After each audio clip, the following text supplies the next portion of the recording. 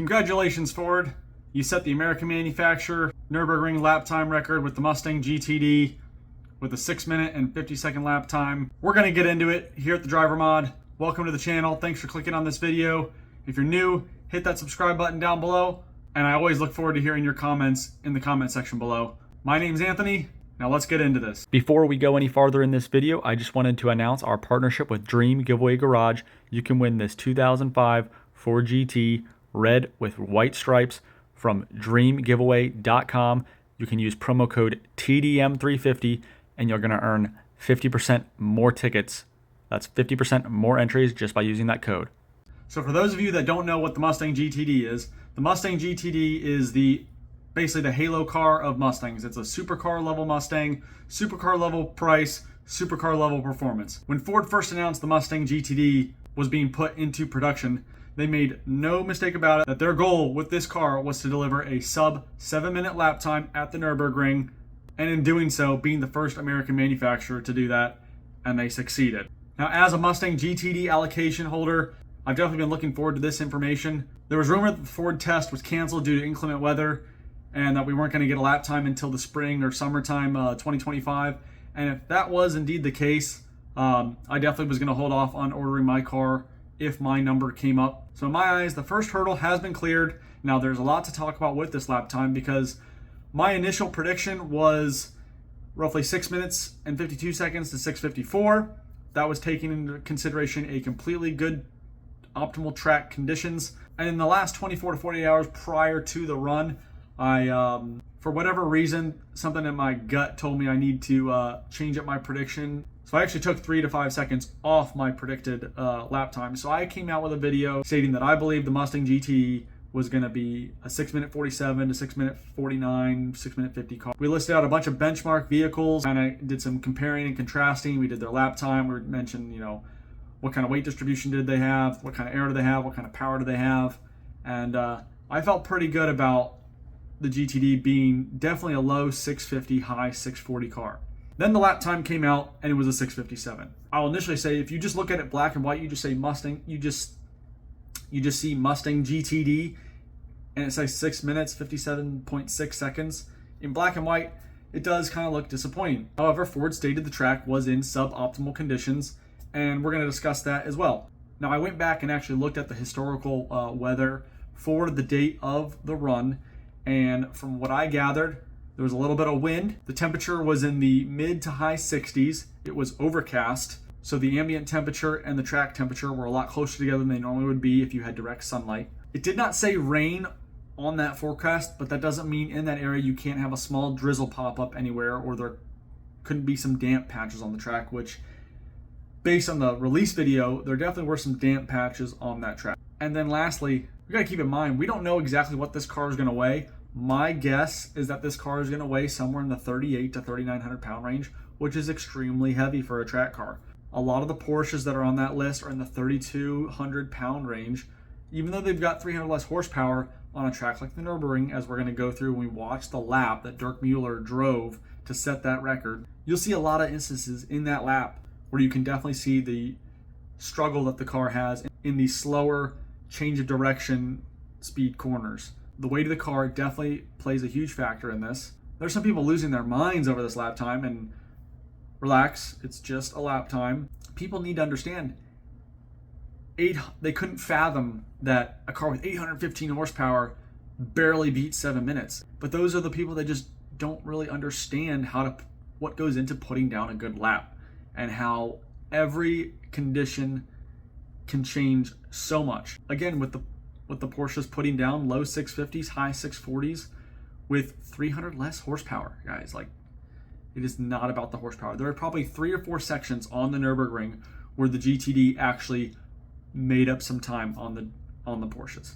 So now let's sit down and watch the lap together and we'll kind of go over these things and point them out along the way.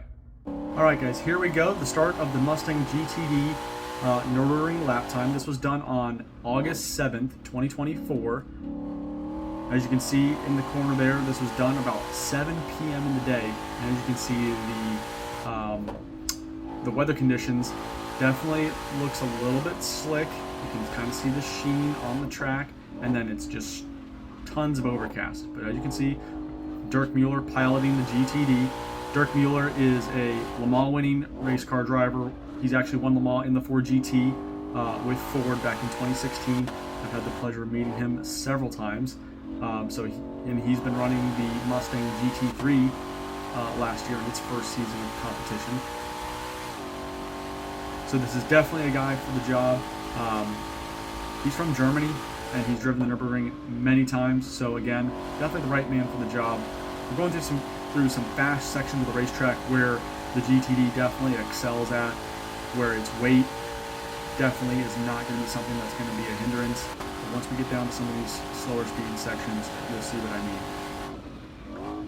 Hitting up 230, 240 kilometers an hour before we come into this brake zone. And then that 815 horsepower sends the car down to the next corner. This first section, I would say the first sector of the Nürburgring, definitely, as you can see, it's broken down into 4 sectors there. Or 5 sectors. Definitely not a spot where the GTD is going to struggle, but things like this right there, coming up over a crest, the car is going to get light and it's not going to want to turn. All that weight has to go somewhere. There we go, 815 horsepower released into this high speed left, coming down to a slow speed section. Definitely not afraid to use the curbs. The car definitely seems to handle the curbs as well. Very nice, very clean.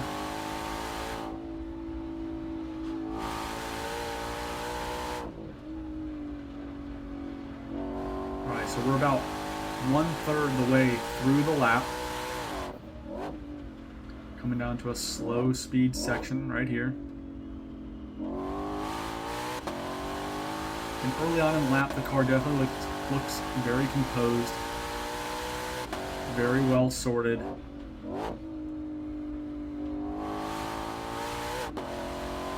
Good compression, deep braking zone right there, up this elevation.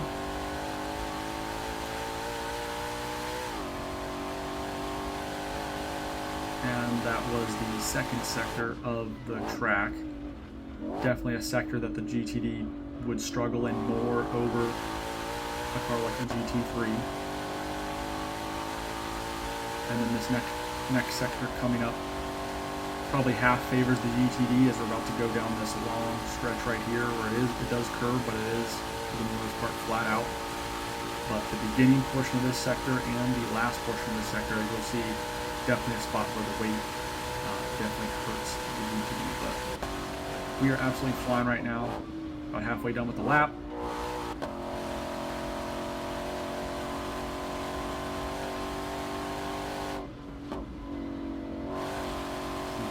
10 kilometers an hour. Slow speed corner. And here we're coming up to one of the slower portions of the track where you can lose a lot of time. If you go in too fast, you're going to lose exit speed, and if you go in too slow, then you're losing time. That carousel right there loses tons of lap time. And so far on this lap, when I was watching it, I didn't notice many mistakes at all. I think I saw 1 or 2 moments on the second half of this lap where it was like, oh, so it was a really clean lap. But definitely with the track surface temperature and condition, these Cup 2R tires, they need heat in them to work. And on a day where it's only 60 degrees ambient, mid-60s, I've tracked my GT350 in that kind of temperature, and really on a similar day like this, overcast, and I could not get the tires to work. They didn't start working until the afternoon session when the sun came out and the track temperature came up. So I can only imagine what trying to put down 300 more horsepower is, definitely going a lot faster than I am, is like. So it's legitimate. Definitely the suboptimal conditions doesn't just mean rain. I Nice braking zone right there. It's a fun portion of the track. It can just mean the overall temperature. Tire compounds are really sensitive to that sort of temperature. The rubber gets hard the cooler it is. Here's a very fast portion of the track. And when it's harder than it normally is, it doesn't want to grip as well and it just slides. We're coming up to the last bit for the long straight where the GTD, right here, we're losing a little bit of time. Have a decent little straight here before we come around this corner and come onto the long stretch where the GTD definitely probably claws back some time over the cars. This is where the 800 horsepower really makes a difference. This long, 30-second stretch of just flat out. And you see 250 kilometers an hour, 270 kilometers an hour. Absolutely moving. 290 kilometers an hour. Halfway down the straight.